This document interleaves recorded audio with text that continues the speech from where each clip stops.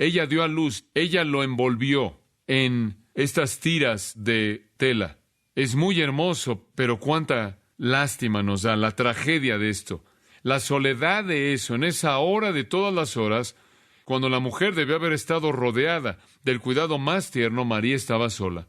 El método del escritor es distintivo. Ella con sus propias manos envolvió al bebé con esas tiras de tela y lo colocó en un pesebre. Este es un mensaje del pastor John MacArthur, traducido y predicado en español para el mundo de habla hispana. Esta mañana quiero compartir con usted algunos pensamientos acerca del tema la gente que se perdió la Navidad. Lo que me hizo pensar en esto fue que estaba viendo con ansiedad y preocupación la situación en Irán. Como usted sabe, la gente en Irán se ha llevado cautivo a los norteamericanos en nuestra embajada y los tiene en situaciones que realmente no podemos entender en este punto y realmente no sabemos todo lo que está pasando. Y en días recientes, debido a que la Navidad es una parte tan especial de la vida norteamericana culturalmente, los medios de comunicación se han estado concentrando en el hecho de que estas personas se perderán de la Navidad. De hecho, escuché a un alcalde, en particular de una ciudad, decir que estaba tan preocupado porque estas personas se perderían de la Navidad que la ciudad iba a protestar de manera única. Y lo que hizo fue que todos los semáforos en la ciudad estuvieron en luz roja y todo auto se detuvo durante 50 segundos y todo mundo salió e hizo una oración en silencio porque estas personas no se perdieran la Navidad. Y conforme comencé a pensar en el hecho de que estas personas se perderían de la Navidad, comencé a pensar acerca del hecho de que no son las únicas personas que se perderán la Navidad. De hecho, me temo que la mayoría del mundo se va a perder la Navidad. La mayoría de la gente, sin importar en dónde están o cuáles son sus circunstancias, se pierde en la Navidad. Inicialmente se oye como si fuera una declaración más bien torpe, porque es bastante difícil perderse en la Navidad debido a que todos estamos ahogados en un mar de publicidad, de promoción, relaciones públicas acerca de la Navidad. Sé que alrededor de hace un mes atrás mis hijos comenzaron a jugar un pequeño juego. A donde quiera que íbamos, comenzaban a contar las luces de Navidad en toda casa y todo edificio que tenía luces de Navidad comenzábamos a contar. Y finalmente llegó al punto en el que nadie ya podía contar.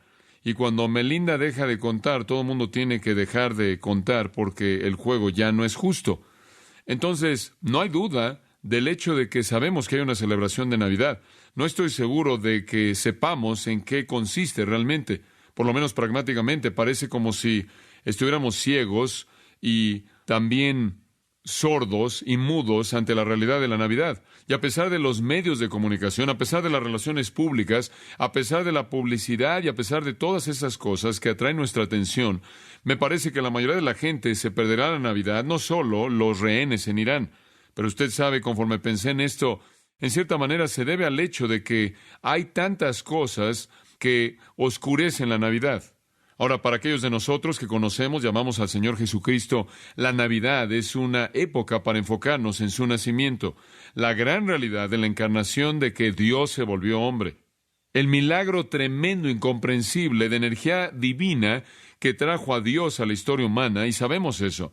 Pero inclusive en nuestras propias vidas, debido a la complejidad de lo que está sucediendo a nuestro alrededor, nos podemos perder de la Navidad de una manera muy práctica.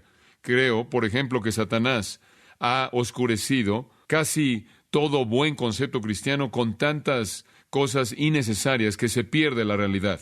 Permítame darle algo de historia acerca de la Navidad para mostrarle lo que quiero decir. A mitad del siglo IV, el obispo de Jerusalén escribió una carta al obispo de Roma y dijo: me gustaría que establecieras la fecha del nacimiento de Cristo para que pudiéramos establecer una fecha y tener una celebración anualmente. El obispo de Roma le respondió al obispo de Jerusalén diciéndole que Cristo nació el 25 de diciembre. Y ya para el final del siglo IV esto se había vuelto la costumbre aceptada y desde entonces todo 25 de diciembre se enfoca en el nacimiento de Cristo.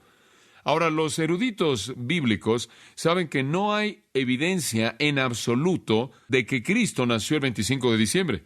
De hecho, no solo no hay evidencia de que Él nació en ese entonces, pero hay algo de evidencia que no nació en ese entonces. Bueno, entonces, ¿por qué el obispo de Roma hizo esto? Bueno, la conclusión es que lo hizo más bien de manera arbitraria. Y conforme nos remontamos a la historia, descubrimos por qué lo hizo. Diciembre era el mes principal de celebraciones paganas. Diciembre era el mes de festivales y festividades y orgías y todo tipo de festividades paganas que celebraban los paganos en honor a sus dioses conforme el invierno había llegado a su plenitud y esperaban que se descongelara todo y llegara la primavera y pudieran recibir de nuevo la fortaleza del sol, regresando también con las nubes que eran quitadas del cielo. Y entonces diciembre se volvió una especie de celebración pagana con mucho ruido. Y dichas actividades, por ejemplo, se encuentran en historias paganas en diciembre, como fiestas, conforme la gente adornaba los hogares con plantas perennes, con otros adornos de plantas colgantes, conforme también prendían o encendían velas, también tenían el intercambio de regalos y en general fiestas que se deterioraban en una celebración de embriaguez y orgías en estas celebraciones tradicionales paganas. Ahora esa es la razón por la que el obispo escogió diciembre, y él se enfocó en el 25 porque eso parecía ser el punto de culminación de estas festividades. Y su pensamiento fue el siguiente: las celebraciones salvajes de invierno de los paganos deben ser santificadas por el cristianismo y por lo tanto impondremos nuestra celebración del nacimiento de Cristo sobre las celebraciones paganas y santificaremos a todas. Fue un pensamiento agradable, pero estuvo mal, porque lo que sucedió fue que la festividad pagana continuó y la iglesia fue incapaz de conformar la santificación de la verdadera celebración cristiana. Y entonces lo que usted ahora tiene es una especie de boda extraña entre lo pagano y lo cristiano que llamamos Navidad. Permítame darle algunas ilustraciones. Para los romanos, el mes de diciembre era importante porque marcaba lo que se conoce como el Festival de la Saturnalia. Saturno era el dios de la agricultura. En ese entonces tenían esta gran fiesta que involucraba una orgía y prostitución y todo tipo de embriaguez y todo en honor a Saturno para que él pudiera comenzar a traer la primavera para que así pudieran crecer los cultivos. Y una de las costumbres comunes entre los romanos en la festividad de Saturnalia era darse regalos unos a otros, y hasta donde podemos saber, de ahí viene la idea de los regalos. Por cierto, en el festival de la Saturnalia, los regalos más comunes eran pequeños ídolos que eran hechos a imagen de la multiplicidad de deidades romanas. Eran hechos de barro, y eran hechos también de mármol, y eran hechos de plata, y eran los regalos que se daban. También hacían un gran énfasis en plantas perennes, las cuales colgaban por todos lados en sus casas, y aparentemente de ahí sale la guirnalda, por lo menos inicialmente. Al norte de los romanos se encontraban las tierras barbáricas, y la gente del norte tenía una gran celebración durante diciembre, y durante esa temporada y esa celebración honraban a los dioses Odín y Thor. Si usted es de Minnesota, usted entiende eso. Esas eran las personas que se originaron en esas tierras. E involucraban festivales, música, embriaguez y demás. Y al este y Persia, en el tiempo de diciembre, adoraban a Mitra, el dios de la luz. En Inglaterra, al oeste, los druidas estaban involucrados en adoración sacerdotal extraña que involucraba poderes demoníacos del ocultismo. Se estaban congregando y tenían ahí sacrificios sagrados, los cuales hacían en el mes de diciembre, los sacrificios orientados hacia la amistad y la paz.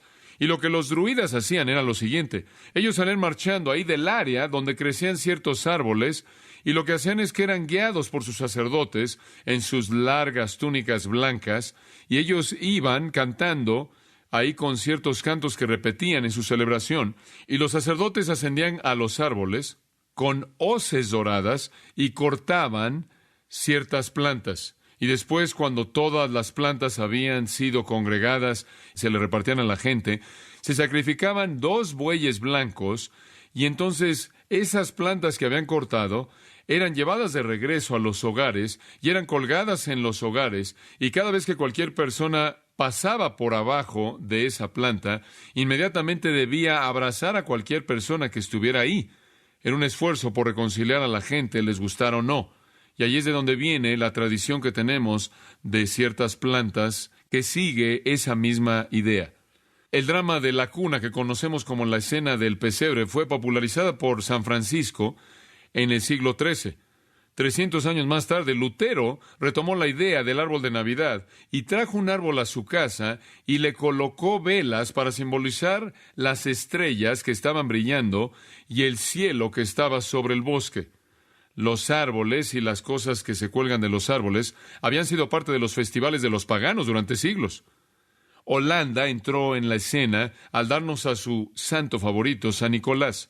San Nicolás era un obispo que tenía barba blanca de Asia Menor, quien era una persona tan popular que cuando murió se creía que él regresaba todo 6 de diciembre. Y San Nicolás regresaba todo 6 de diciembre, y él viajaba por las calles en un caballo blanco, y todos los niños holandeses sacaban sus pequeños zapatos de madera, los colocaban ahí en el patio de la parte de adelante de sus casas, y conforme él pasaba, él ponía regalitos en los zapatos de los niños buenos, y donde había niños malos, él les dejaba otra cosa. Y los holandeses llamaban a San Nicolás Sinterklaas, y de ahí obtuvimos a Santa Claus. El cantar coros comenzó en el siglo XIV, junto con los bufones, músicos, que iban por todos lados usando máscaras chistosas. Inclusive en la actualidad tenemos un desfile, creo que se encuentra en Filadelfia, ¿no es cierto? Me preguntaba de dónde venían las calcetas que colocamos sobre la chimenea. Usted sabe de qué estoy hablando, de colgar calcetas. Parecía algo extraño. Y leí un poco acerca de eso y descubrí que Sinterklaas o San Nicolás, Santa Claus, como lo quiera llamar, estaba siguiendo su rutina un año de colocar cosas en los zapatos y creo que se volvió muy bueno en esto y entonces comenzó a aventar las cosas por las chimeneas y en un hogar, algunas personas colgaron sus calcetas debajo de la chimenea para secarlos una noche y las cosas que él estaba aventando estaban aterrizando y llegaban y se metían en las calcetas y de ahí obtuvimos las calcetas. No es muy teológico, ¿verdad? Las tarjetas de Navidad comenzaron en 1846. Fueron impresas en Londres por un hombre muy emprendedor llamado Sir Henry, quien era el dueño de una tienda de arte y esto lo vio como un medio de producir mucho dinero. Y todas las primeras tarjetas de Navidad que fueron impresas para él fueron impresiones de escenas en las que la gente está tomando. Francamente, la Navidad es un desastre. No es sorprendente que tantas personas se pierden la Navidad. Con todas estas tradiciones, la simplicidad del nacimiento de Cristo literalmente es ahogado en un mar de paganismo. Dice usted, creo que es verdad que la gente en la actualidad se pierde la Navidad. Y todo lo que tienen que hacer es ver a su alrededor. Y usted sabe, ¿no es cierto? La gente está ocupada haciendo todo tipo de cosas, pero se pierde a Cristo. ¿Y quiere saber algo? Si usted cree que es algo que sucedió en la actualidad, quiero que sepa, y vamos a regresar a la Biblia, que cuando la Navidad sucedió en Belén, la mayoría de la gente también se la perdió. Pase conmigo a Lucas 2, versículo 7. Lucas capítulo 2, versículo 7. Ahora quiero que piense conmigo conforme vemos esta verdad. Esta es la historia, claro, en Lucas 2 del nacimiento de Cristo, y solo quiero que vea el versículo 7, y únicamente vamos a enfatizar algunas cosas para ilustrar este asunto de la gente que se perdió de la Navidad. Versículo 7, hablando de María, dice, y dio a luz a su hijo primogénito, y lo envolvió en pañales. Realmente no eran pañales, simplemente eran tiras largas de tela, y lo acostó en un pesebre, porque no había lugar para ellos en el mesón. Ahora, la primera persona que se perdió la Navidad fue el que estaba a cargo del mesón. El que estaba a cargo del mesón se perdió la Navidad. Estaba ahí enfrente de él, pero la perdió. Él tuvo que confrontar a una mujer embarazada y su marido, pero no tenía lugar para ellos, y entonces se la perdió. Regrese al versículo 7 y observe. Él no solo se la perdió al no haberles permitido quedarse con él, sino que se la perdió al ser tan indiferente que ni siquiera parece haber pedido ayuda para María cuando dio a luz, porque el versículo 7, de manera enfática, se preocupa por presentar un nacimiento solo, un nacimiento de soledad. Ni siquiera sabemos dónde estaba José. Si sé algo acerca de los padres en el tiempo de los nacimientos, especialmente padres jóvenes como José, quien podría haber sido tan joven como haber tenido 15 o 16 años de edad, él habría sido poca ayuda realmente en este momento. Y entonces escribe que ella dio a luz a su hijo primogénito. ¿Quién? Ella. En el Medio Oriente, la gente es hospitalaria. La gente judía es gente amable y que se preocupa. No es gente bárbara. No es el tipo de gente del que podríamos haber leído en las tribus aborígenes que despiden a sus mujeres, las envían a la jungla para que tengan a sus bebés sobre una gran hoja de plátano o algo. Estas personas son personas civilizadas, inteligentes, preparadas, educadas, que entienden lo que es la vida humana. Este no es el tipo de gente que va a dejar a una mujer sola, ¿o sí? María dio a luz a su hijo y dice que ella lo envolvió en tiras de tela. María, ¿dónde están las parteras? ¿Dónde está la gente que supuestamente debe cuidar de cosas como esas? ¿Dónde está el que estaba a cargo del mesón? ¿Conocía a alguien que podía ayudar? ¿Acaso su esposa no se preocupó de esto? ¿O no hubo algún tipo de fuente de ayuda para María? Pero ¿acaso los profetas no habían dicho que él sería despreciado y rechazado? ¿Y no será verdad que esto podría ser el caso en su nacimiento? Y dice que lo acostó en un pesebre, en un comedero para animales. Las tiras de ropa, por cierto, eran tiras largas de tela, y cuando un infante nacía, inmediatamente al infante se le colocaba estas tiras, y sus miembros corporales, su cuerpo, era enrollado por estas tiras de tela. Y después, claro, una cobija exterior. Esa era la tradición. Y ciertamente habría habido una partera para limpiar al bebé y hacer eso, pero no. María hizo eso. Ese fue un nacimiento solitario. No fue como si alguien se lo hubiera perdido. Ella debió haber estado obviamente embarazada. G. Campbell Morgan escribe esto. Piensa en el patos de esto. Ella dio a luz, ella lo envolvió en estas tiras de tela. Es muy hermoso, pero cuánta lástima nos da la tragedia de esto. La soledad de eso, en esa hora de todas las horas, cuando la mujer debió haber estado rodeada del cuidado más tierno, María estaba sola. El método del escritor es distintivo. Ella con sus propias manos envolvió al bebé con esas tiras de tela y lo colocó en un pesebre. No había nadie más que lo hiciera en lugar de ella. Y de nuevo, digo, la lástima de esto, sin embargo, la gloria de esto para el corazón de María. Ahora, no sé nada acerca del que estaba a cargo del mesón, porque la Biblia no dice nada acerca de él. Él no estaba interesado y por lo tanto ni siquiera está incluido. Pero es interesante pensar en la escena por un momento. Algunas personas creen que el niño nació en un establo. Y hemos visto ilustraciones y tarjetas de establos que en cierta manera son establos que tienen un pequeño techo y los animales están ahí. Y otros piensan que nació en una cueva porque hay muchas cuevas ahí. Y la iglesia de la Natividad, donde Cristo se cree que nació en Belén, está construida en una cueva. Hay otros que creen que Cristo nació en un patio abierto, en el mesón. Hay otros que dicen que nació en un campo. ¿Quieres saber algo? Nadie sabe. Algunos que ven la palabra mesón aquí, la cual es cataluma, señalan que no es la palabra normal para mesón, y eso es verdad. Hay una palabra diferente para mesón que significa una especie de posada, con comida y con una cama y todas esas cosas, donde hay un anfitrión. Y esa no es esta palabra. Pero la palabra cataluma es usada en Lucas 22:11 para hablar de una habitación de visitas en una casa. Y entonces algunos creen que lo que realmente pasó es que José y María vinieron a Belén esperando que se iban a quedar con algunos amigos o parientes o conocidos y que usarían su habitación para visitas. Pero no había hospitalidad disponible para ellos, quizás por la razón que la habitación para visitas ya estaba ocupada.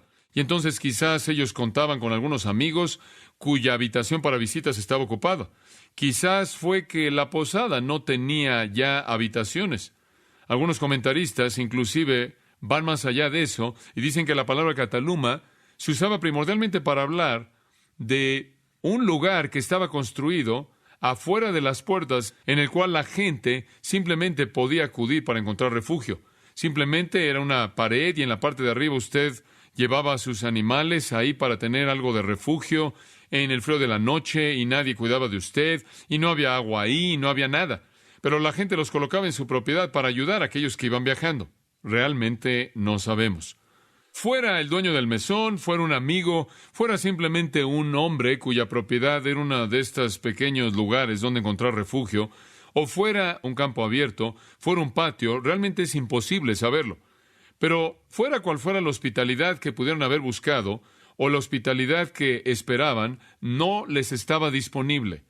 La palabra cataluma traduce 5 palabras diferentes en hebreo en el Antiguo Testamento, entonces tiene un significado muy elástico y realmente no nos ayuda en absoluto. Fuera cual fuera la situación, no tenían dónde quedarse. El dueño del mesón se perdió de la Navidad. Y lo que me sorprende es que se perdió de la Navidad, aunque pudo haber sucedido en su propia propiedad. Y comencé a pensar en la razón por la que él se perdió de la Navidad. Respuesta simple: preocupación. Me parece la mejor opción. Esa parece ser la razón: preocupación. Dice usted, ¿qué quieres decir? Bueno, él estaba tan ocupado. Digo, este era su mesón y estaba lleno, o su habitación de visitas estaba llena, o todos sus lugares donde la gente buscaba refugio estaban llenos. ¿Por qué? Porque era el censo en Belén y la ciudad literalmente estaba a reventar con toda persona que tenía algún descendiente ahí, y estaban llegando a la ciudad. Y debido a que era la ciudad de David, los que eran descendientes de David estaban ahí. Y esa es la razón por la que José y María estaban ahí, descendiendo de la línea de David, uno a través de Salomón y otro a través de Natán. Entonces estaban ahí. Y la ciudad estaba llena de gente. El que estaba a cargo del mesón estaba ocupado cuidando de sus invitados en su casa, y fuera cual fuera la situación en la que él estaba involucrado, él no fue hostil, y él no fue alguien que no fue amoroso, no fue alguien que no fue compasivo, realmente no fue indiferente, él simplemente estaba ocupado, simplemente muy ocupado. Y creo que hay mucha gente así. Las habitaciones de sus almas están llenas de cosas innecesarias, llenas de intereses humanos, están llenos de las cosas que no importan y se pierden al Cristo de Dios. Mi esposa y yo estábamos comentando en una de nuestras pocas excursiones de compras hace algunas semanas atrás, cuántas cosas hay que comprar que nadie necesita. ¿Alguna vez se ha dado cuenta de eso? Nadie necesita eso, ni siquiera lo puede usar. No hace nada más que estar ahí, en algún lugar, guardado o colgado. Pero nuestra sociedad literalmente está llena de lo innecesario, de lo insignificante, de lo que no tiene sentido. Y gastamos una fortuna para acumularlo. Entonces podemos morir y dejar que nuestros hijos se peleen por eso. Los intereses humanos, que son sin significado, inútiles, innecesarios, ahogan el espacio y dejan a Cristo sin lugar. Nuestro tiempo es demandado por 1000 otras cosas. Nuestras posesiones, estamos tan ocupados tratando de entender, de saber qué es lo que queremos, cómo obtenerlo al precio más barato, comprarlo, cuidando de ello, puliéndolo, almacenándolo, manteniéndolo. Y después, claro, los juegos que jugamos. Tenemos que estar jugando esto y jugando aquello, y eso toma mucho tiempo.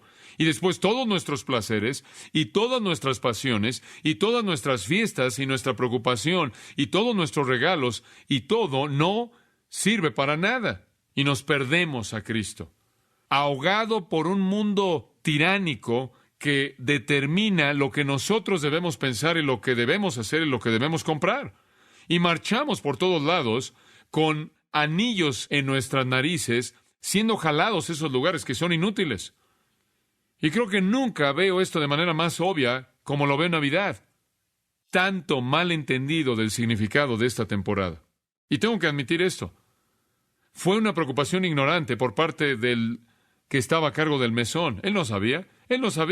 Una preocupación ignorante. Veo al mundo y eso es lo que veo. Simplemente no saben. No saben quién es Cristo. No saben quién es. No saben por qué vino. Simplemente son ignorantes. Y están preocupados de manera ignorante con lo mundano y lo que no tiene significado. Oh, pero qué ridículo es vivir tu vida entera en actividad mundana sin significado y despertar en un momento en la eternidad sin Dios y mirar hacia atrás a todo el desperdicio. El que estaba a cargo del mesón se perdió en la Navidad. Él estaba demasiado ocupado. Observe su propia vida. ¿Pasa más tiempo comprando de lo que pasa adorando a Cristo? ¿Pasa más dinero en cosas de lo que usted invirtió en su reino? Entonces quizás ha caído en la trampa también, ahí donde estaba el que estaba a cargo del mesón. Quiero que conozca otro hombre que se perdió de la Navidad. Mateo capítulo 2. Este hombre realmente se perdió de la Navidad. Y él es muy diferente que el que estaba a cargo del mesón. Él no fue ignorante, él estaba muy bien informado. Su nombre es Herodes, y créame, Herodes se perdió la Navidad. Mateo 2:1. Cuando Jesús nació en Belén de Judea en días del rey Herodes, vinieron del oriente a Jerusalén unos magos, diciendo: ¿Dónde está el rey de los judíos que ha nacido? Observe esto. Porque su estrella hemos visto en el oriente, y venimos a adorarle. Oyendo esto, el rey Herodes se turbó, y toda Jerusalén con él. Versículo 7. Entonces Herodes, llamando en secreto a los magos, indagó de ellos diligentemente el tiempo de la aparición de la estrella. Y enviándolos a Belén, dijo: Id allá y averiguad con diligencia acerca del niño, y cuando le halléis, hacedmelo saber para que yo también vaya y le adore.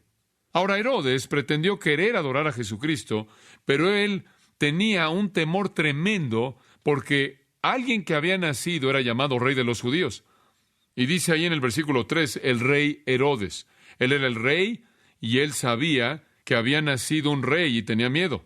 Bueno, él dice que se turbó. Y usa una palabra que significa estar agitado, estar conmocionado, estar sacudido. Es la idea de pánico total. Él entró en pánico. Él no tenía lugar para Jesús. ¿Por qué? Temor. Él tenía miedo de él. Él tenía miedo de otro rey. Permítame decirle por qué. Herodes era un edomita. Ni siquiera era judío. ¿Qué estaba haciendo gobernando en la tierra? Bueno, él era de la familia edomita.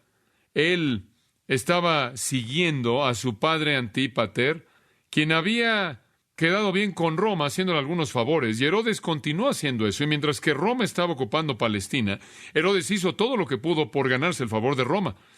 Él jugaba el juego para quedar bien con ellos. Él buscaba metas políticas y fines políticos, y el juego de poder se llevaba a cabo todo el tiempo, y Roma realmente confiaba en Herodes, y Roma realmente, en cierta manera, le gustaba tener Herodes, y finalmente el Senado lo designó, escuche esto, como rey de Judea. Y él ni siquiera era judío.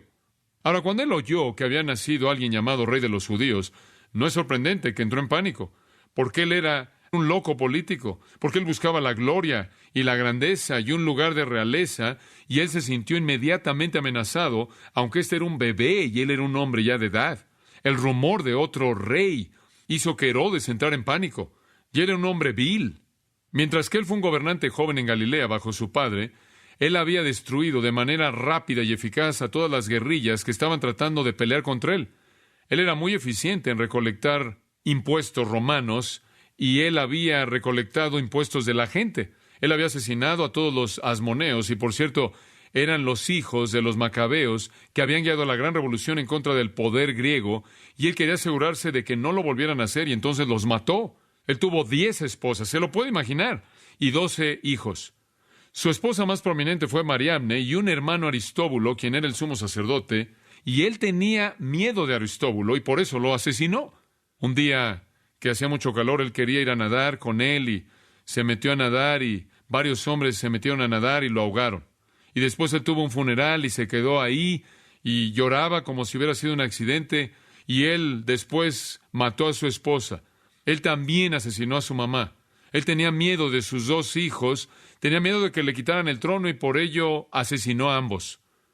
Él continuamente sospechaba de todo mundo, de tal manera que su vida entera fue una vida de trama y de ejecución.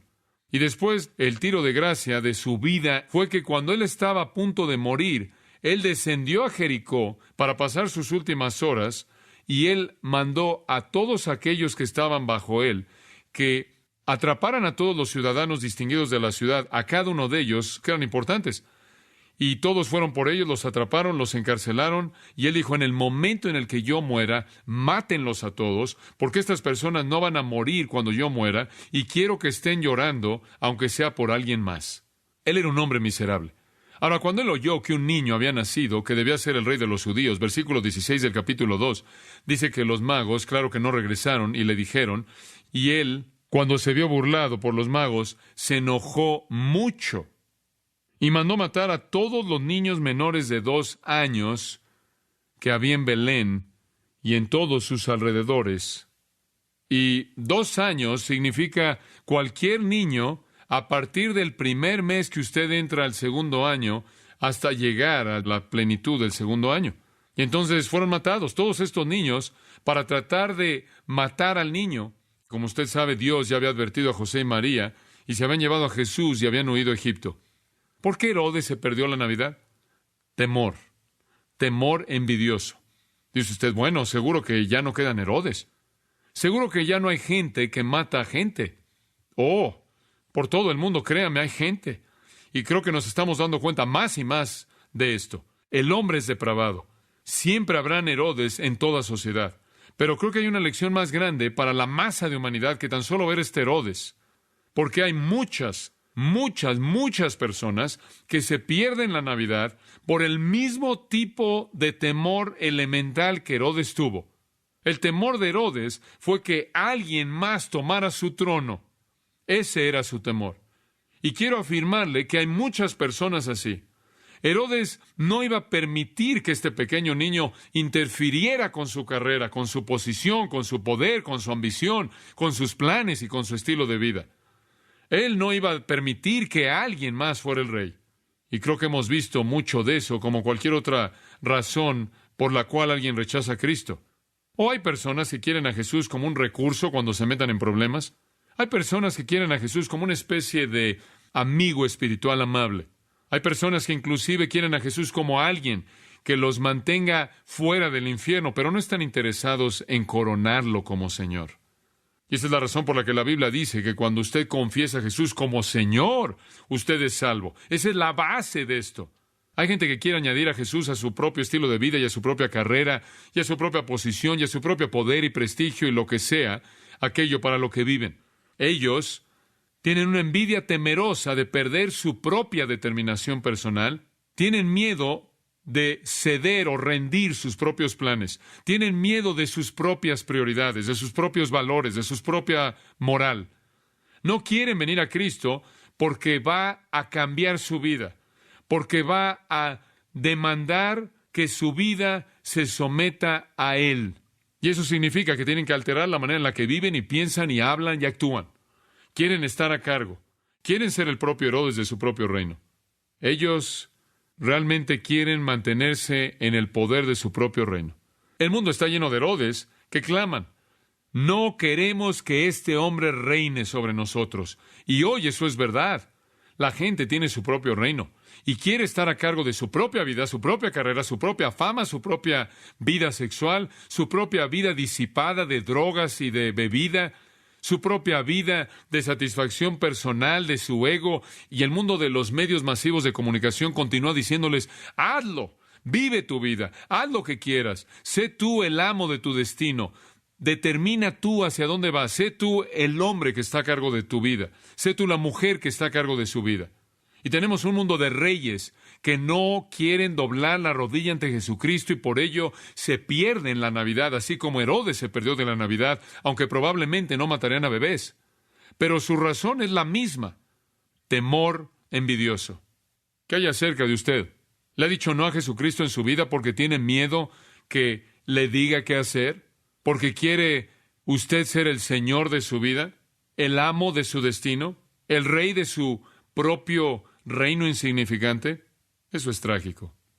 Su reino es mucho más glorioso. Hay un tercer grupo que se perdió la Navidad. Regresa al capítulo 2 de Mateo, versículo 4. Esto es impresionante.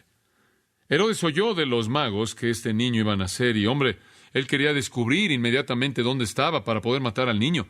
Y entonces él reunió, versículo 4, a todos los principales sacerdotes y los escribas del pueblo. Les preguntó dónde había de nacer el Cristo. Ellos le dijeron, en Belén de Judea, porque así está escrito por el profeta. Y tú, Belén de la tierra de Judá, no eres la más pequeña entre los príncipes de Judá, porque de ti saldrá un guiador, que apacentará a mi pueblo Israel. Dice que él convocó a todos los expertos, a los cerebros, los teólogos, los principales sacerdotes, eran los sumos sacerdotes, el capitán de la policía del templo, y lo mejor de todos los sacerdotes, de todas las órdenes, con todas las grandes capacidades administrativas, y las grandes capacidades de enseñanza, y las grandes capacidades de liderazgo, se habían vuelto los principales sacerdotes. Eran las mentes, los cerebros. Eran las mentes teológicas de la época, el Sanedrín. Ellos conocían todas las escrituras y sus amigos los escribas, quien eran los lingüistas y los intérpretes y los que conocían la cultura y la historia que rodeaba la información bíblica, y la combinación de todos estos hombres se reunió y dijeron: sabemos dónde va a nacer el Mesías. Y citaron Miqueas, capítulo 5, versículo 2, el profeta del Antiguo Testamento, quien dijo Belén. Ellos sabían. ¿Saben lo que me asombra? Simplemente me asombra. Nunca fueron ahí. ¿Alguna vez ha pensado en eso? Nunca fueron ahí. Dice usted, ¿es eso sorprendente? Lo es para mí. ¿Qué era lo que los judíos estaban buscando? Debido a que Moisés había dicho que vendría uno conocido como ese profeta, ¿cuál era la persona que ellos habían estado esperando a lo largo de la historia? Un liberador. Y aquí están bajo la opresión romana y siempre habían estado esperando un libertador. Ellos habían anhelado que alguien así llegara. Había sido la gran esperanza a lo largo de todas las épocas. Había sido aquel a quien habían estado esperando. El destino de Israel estaba ligado en su libertador que venía, el Mesías, el Cristo, el ungido, el mayor hijo de David, el que vendría y establecería el reino, la gran esperanza de sus corazones, el hambre en sus pechos, ilustrado en el ministerio de Juan el Bautista, conforme venían multitudes a oír a uno que estaba preparando el camino para el Mesías. Y eran los cerebros de la teología. Aquí estaban los que conocían todo, sin embargo nunca se molestaron en caminar más de 2 a 4 kilómetros al sur a Belén para investigar por sí mismos si este no era el Mesías. ¿Por qué? ¿Por qué el Sanedrín se perdió la Navidad? Le voy a decir por qué. Una palabra: indiferencia. Indiferencia. No les importaba. El insulto definitivo. Por lo menos Herodes temió la realeza de este niño. Por lo menos el que estaba a cargo del mesón podía decir que era ignorante. Pero estos hombres tenían todos los hechos, simplemente no les importó. Tener al Mesías no era algo importante para ellos. No necesitaban un Mesías. ¿Por qué? Porque ya se consideraban buenos en sí mismos, justos. Ellos ya eran perfectos. Ellos ya habían guardado la ley. Ellos ya eran todo lo que Dios podía pedir de ellos en sus propias mentes. Tenían un orgullo nauseabundo. Lo podría llamar indiferencia orgullosa. Y por cierto, amados, la indiferencia siempre es orgullo. Usted está demasiado ocupado como para estar preocupado con él. Inmersos en su propio orgullo, en su propia justicia personal, en su propia autosuficiencia. Continuaron con su ritual y en los confines de su propio sistema cómodo de justicia personal, y no había lugar para el Hijo de Dios en eso. De hecho, cuando Él se apareció, lo odiaron y lo menospreciaron y tramaron y planearon su asesinato y clamaron por su sangre. No lo querían, no lo necesitaban. Y recuerdo el clamor de Jeremías en Lamentaciones 1, conforme veía a Israel que iba en el camino de la destrucción, y él clamó: ¿no es nada para ustedes los que van pasando? Digo, ¿por lo menos no pueden ser indiferentes? El crimen definitivo en contra de Cristo es ser indiferente. No solo no lo necesita, no está interesado. ¿Por qué fueron indiferentes? Bueno, debido al orgullo, o si quiere verlo desde otro ángulo, porque no pensaban que tenían necesidad. ¿Qué necesitaban con un Salvador? ¿Qué necesitaban con un Mesías? Ellos estaban bien como vivían. Y Jesús señala esto en el capítulo 9 de Mateo con una reprensión bastante incisiva y sarcástica. De hecho, puede ser la declaración más sarcástica que Jesús jamás hizo. En Mateo 9:10. Y aconteció que estando él sentado a la mesa en la casa, he aquí que muchos publicanos y pecadores que habían venido se sentaron juntamente a la mesa con Jesús y sus discípulos. Cuando Jesús comió en la casa, Él invitó a la gente que necesitaba venir. Él invitó a la gente que tenía problemas y lo sabía. Y entonces Él invita a la escoria, a los despreciados, a los publicanos, a los colaboradores de Roma, a los traidores y a los pecadores, a la gente vil de la calle, y se sentó con ellos. Y los fariseos, que se sentían más santos que los demás, le dijeron a sus discípulos: ¿por qué come vuestro maestro con los publicanos y pecadores? Y después Jesús los reprendió con un sarcasmo incisivo y les dijo: los sanos no tienen necesidad de médico, sino los enfermos. Ustedes que están tan bien no necesitan un médico. Sarcasmo. Ellos eran los más enfermos de todos, pero no lo sabían. Y después Él dijo, id pues y aprended lo que significa misericordia quiero, y no sacrificio. Misericordia significa, no pueden hacerlo por ustedes mismos, sus sacrificios son insuficientes, su pecado es demasiado grande y Dios debe ser misericordioso. Les ofrezco misericordia, no tolero sus sacrificios. Y después Él dice, porque no he venido a llamar a justos, sino a pecadores al arrepentimiento. Jesús está diciendo, cuando ustedes hacen una fiesta, ustedes invitan a los ortodoxos fríos, a los piadosos que son justos en sí mismos. Y cuando yo hago una fiesta, yo invito a los que necesitan venir y quieren venir. Él dice, no ven a invitar a gente que está tan satisfecha consigo misma, que está convencida de su propia bondad y no necesita la ayuda de nadie. Yo vengo por la gente que sabe que está quebrantada y es pecaminosa y está desesperadamente consciente de su necesidad de un Salvador. Como puede ver, el problema de la indiferencia es el problema de no reconocer la condición de pecaminosidad. Creo que hay mucha gente en la actualidad que se pierde la Navidad debido a eso. Ignoran a Cristo porque no saben que son pecaminosos. No les importa el Salvador porque no entienden que necesitan ser salvos.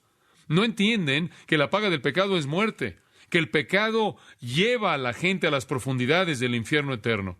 No entienden eso. Y entonces, como consecuencia, ignoran el remedio porque ni siquiera están conscientes de la enfermedad. El que estaba a cargo del mesón se perdió de la Navidad debido a la preocupación ignorante. Herodes se perdió la Navidad debido al temor celoso. El Sanedrín se perdió la Navidad debido al orgullo indiferente. En cuarto lugar, Jerusalén se perdió la Navidad. ¿No es eso sorprendente? Jerusalén ahí se perdió de la Navidad. Sorprendente. De regreso a Lucas capítulo 2. Permítame mostrarle algo. En Lucas capítulo 2, versículo 8. Había pastores en la misma región que velaban y guardaban las vigilias de la noche sobre su rebaño. Y he aquí, se les presentó un ángel del Señor. Y usted conoce el resto de la historia. El ángel les dijo qué hacer y los pastores vinieron y vieron al niño Cristo. Y el versículo 20 dice, y volvieron los pastores glorificando y alabando a Dios por todas las cosas que habían oído y visto, como se les había dicho. De toda la sociedad de Jerusalén, ¿sabe a quién escogió Dios para decirle esto? A pastores. Ahora, permítame decirle algo. Los pastores no eran la aristocracia. Los pastores no se encontraban en la parte de arriba de la lista, sino que estaban en la parte de abajo de la lista.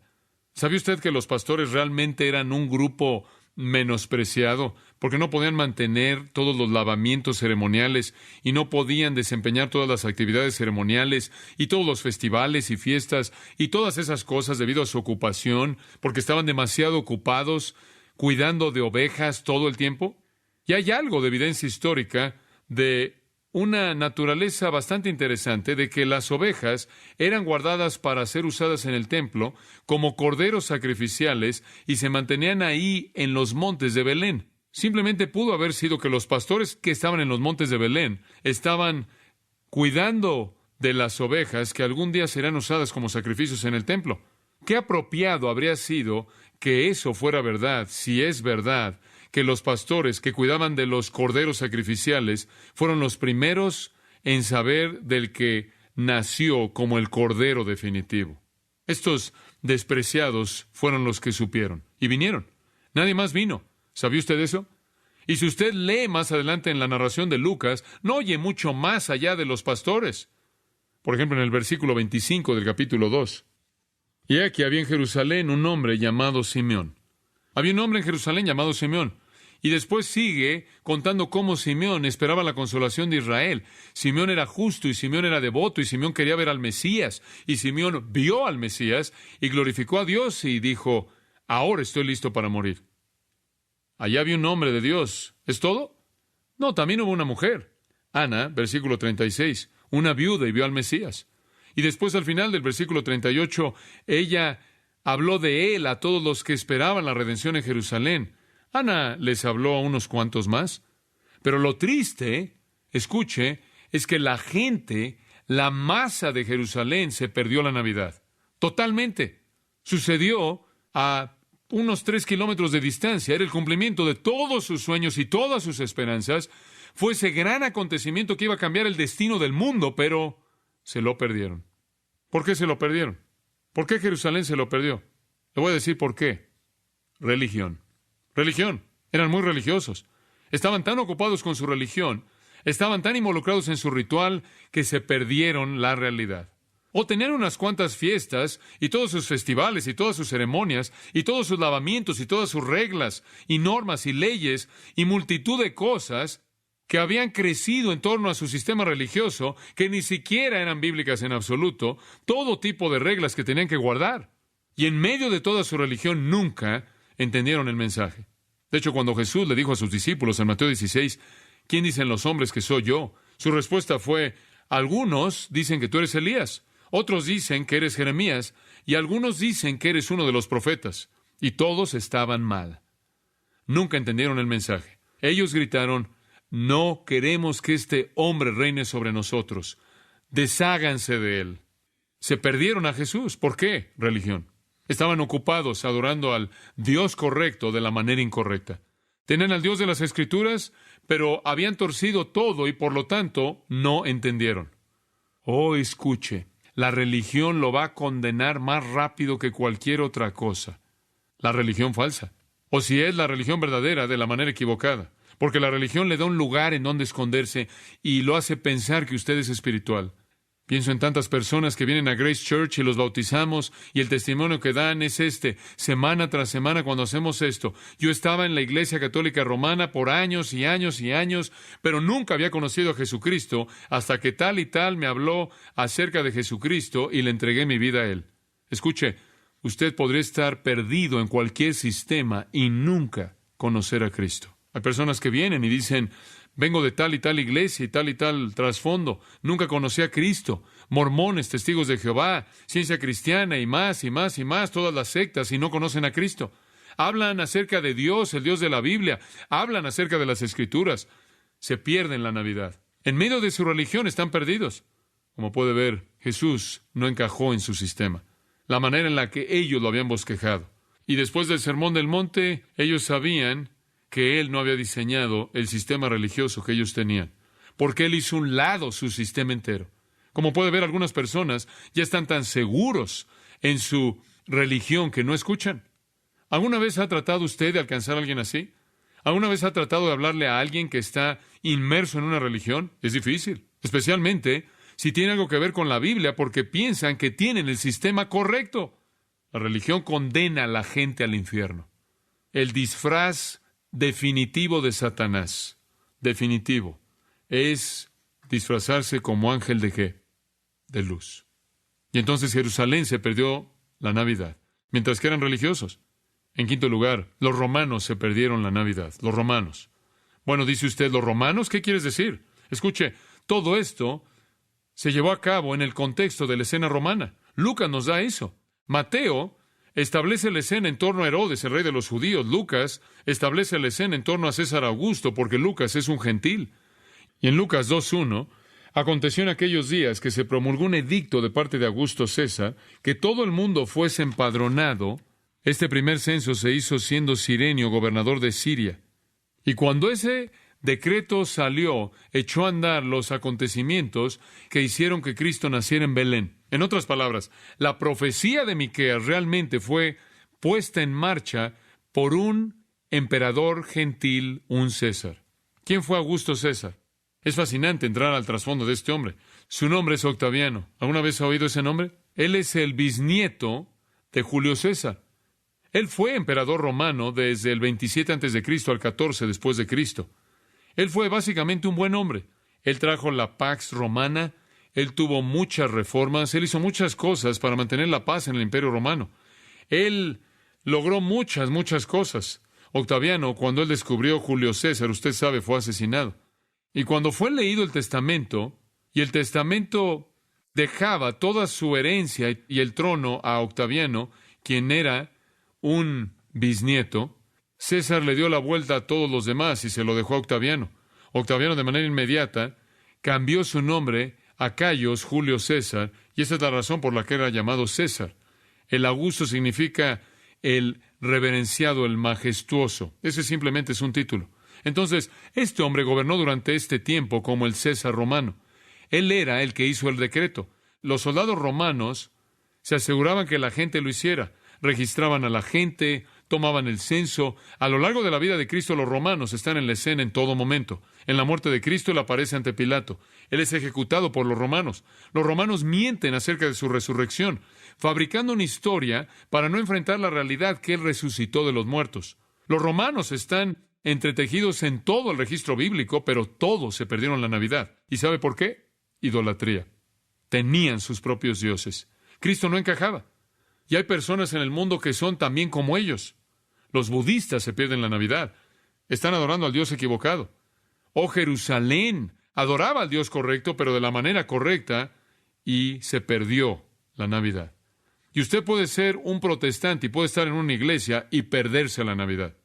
No puedo evitar el darme cuenta de que enviaron a gente del clero, un par de personas protestantes del clero a Irán a ministrar a esas personas. Tampoco esas dos personas del clero, hasta donde yo sé, ninguna de las dos cree la Biblia o la deidad de Cristo. Son mucha ayuda. Tenemos todo tipo de gente del clero así.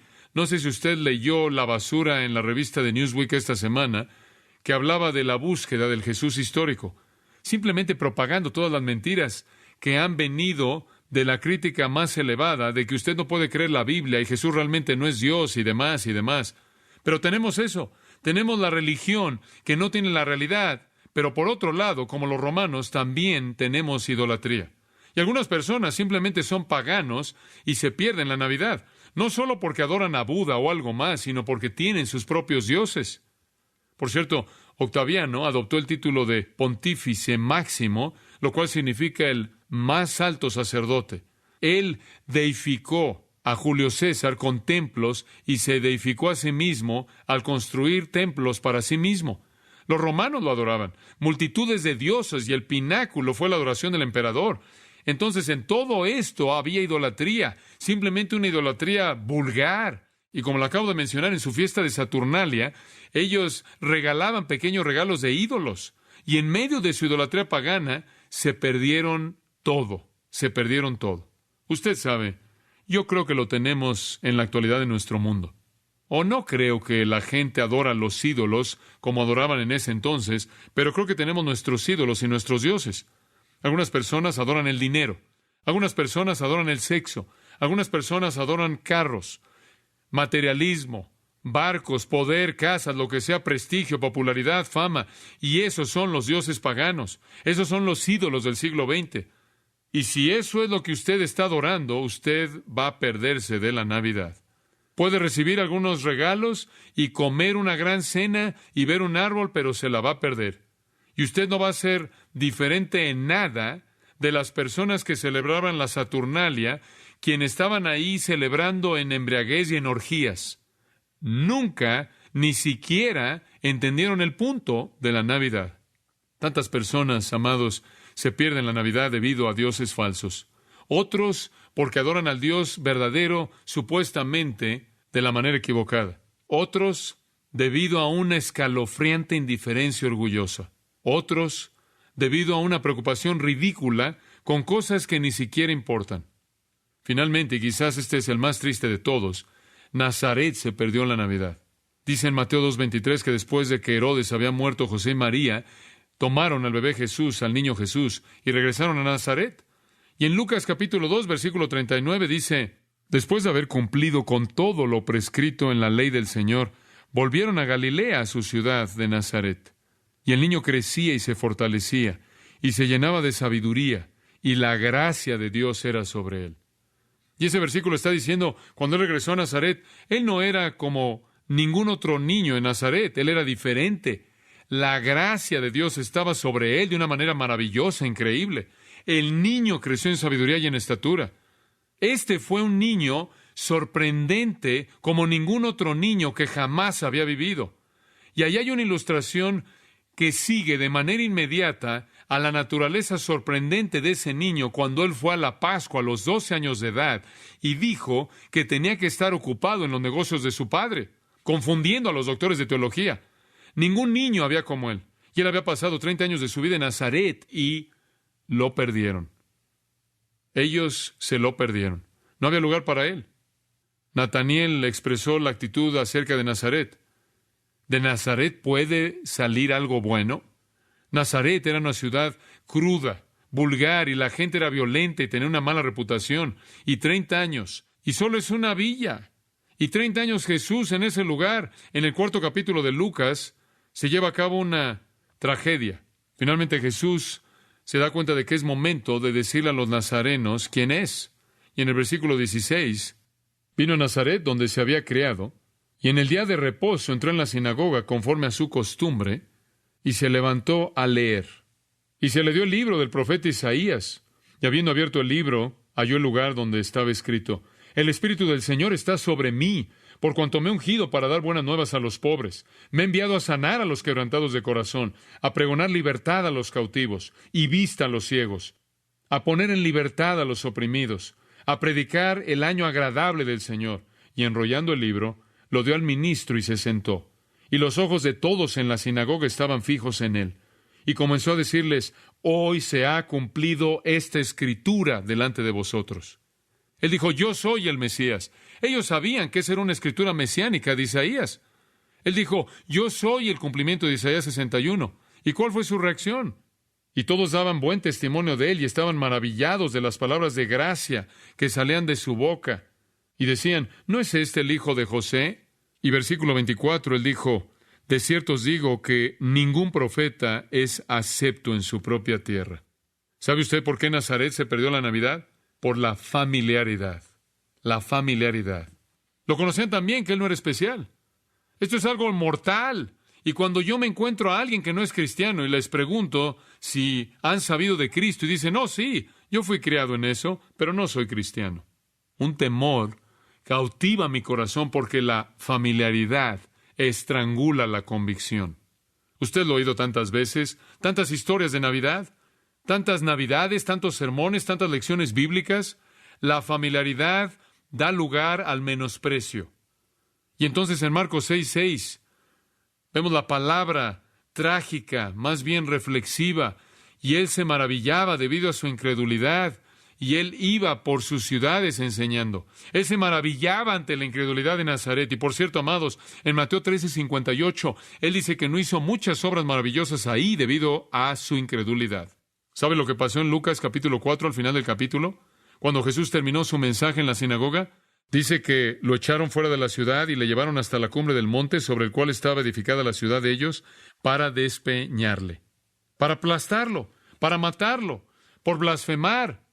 Mas él pasó por en medio de ellos milagrosamente. Lo querían matar. Eso es lo que llamo perderse la Navidad. Oh, lo mortal que es la familiaridad con la verdad navideña que da lugar a un corazón de piedra. Y le quiero decir, más vale que responda mientras que su corazón está suave. De lo contrario, su corazón se endurecerá y no tendrá la oportunidad de responder. Algunos de ustedes han sido criados en el cristianismo, criados en hogares cristianos y nunca han respondido a Jesucristo. Y si continúan endureciendo sus corazones, nunca responderán. Escuchen, hay muchas razones por las que la gente se pierde la Navidad. Se pierden de la Navidad debido a la preocupación ignorante. Se pierden la Navidad debido al temor celoso. Se pierden la Navidad debido a la indiferencia orgullosa. Se la pierden debido al ritual religioso. Se la pierden debido a los dioses falsos e inclusive se la pierden debido a que están tan familiarizados con ella. Pero detrás de todas estas razones hay una razón básica: incredulidad. No quieren creer. Se rehúsan a creer. Y así dijo Jesús. Él vino al mundo y el mundo ¿qué? No lo recibió. Y Juan dice, el mundo fue hecho por él y el mundo no lo conoció. Pero después dice esto, en el primer capítulo de Juan, en el capítulo 12, mas, escucha esto, este es el punto de quiebre, mas a todos los que, ¿qué? Le recibieron, a ellos les dio potestad de ser hechos hijos de Dios, a los que creen en su nombre. Sea cual sea su excusa, sea cual sea la razón por la que usted se ha estado perdiendo la Navidad, si usted recibe a Cristo, viene con una fe arrepentida a Él, cree en Él, la Navidad se volverá una realidad en su vida. Y puede suceder hoy. Eso es entre usted y Dios. Oremos. Padre, tenemos que pensar que los verdaderos Scrooges en este mundo no son las personas que se pierden del gozo de dar, sino las personas que se pierden del gozo que viene en recibir a Cristo. Y entonces oramos en este momento por aquellos que están aquí que no han recibido a Cristo, que no han creído aún. Oh Dios, que este sea el día en el que vengan a ti, mientras que sus cabezas están inclinadas simplemente por un momento para concluir. Puede revertir su vida entera con fe genuina. Realmente lo que usted necesita hacer es venir con una fe arrepentida, clamar al Señor, creer en Él, con todo su malentendido, con todas sus preguntas, creer como el hombre que dijo, Señor, creo, ayuda a mi incredulidad. En su corazón clame a Cristo, entréguele su vida, pídale perdón por su pecado, clame a Él, pídale que tenga misericordia de usted, para que así Cristo nazca en usted. Y eso es lo que la Navidad realmente es. Oh Padre, oro porque tú traigas a aquellos que necesitan venir y que tú toques los corazones de aquellos que necesitan confiar en ti y recibir a Cristo este día. Y todo esto oramos para tu gloria, que la Navidad sea lo que es en realidad. Dios volviéndose carne humana para salvar a pecadores. Oramos, Padre, que esta sea una Navidad de salvación para muchos. Y ahora despídenos, Señor, no de tu presencia, ni de la comunión, ni de la obediencia a tu palabra, sino solo de este lugar, para llevar al Cristo vivo al mundo. Tráenos de nuevo esta noche con corazones listos para alabarte, y te daremos gracias en el nombre de Cristo. Y todos dijeron, amén. Que Dios los bendiga.